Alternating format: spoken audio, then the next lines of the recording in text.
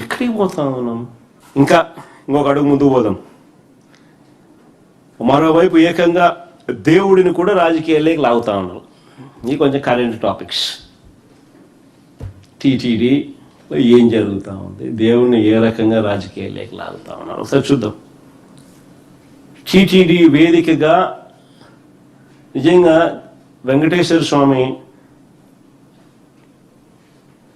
నిజంగా ఎంత ప్రసిద్ధిగాంచిన గుడి అంటే టీటీడీ ప్రపంచవ్యాప్తంగా, ఫర్గెట్ అబౌట్ దేశం, ప్రపంచవ్యాప్తంగా కూడా ఆ గుడికి ఒక ప్రతిష్ఠిత ఉంది.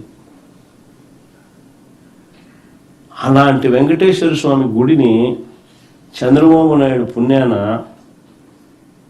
నిజంగా ఎంత అభాసుపాలు చేస్తూ ఉన్నారన్న దానికి నిదర్శనాలు ఇవన్నీ.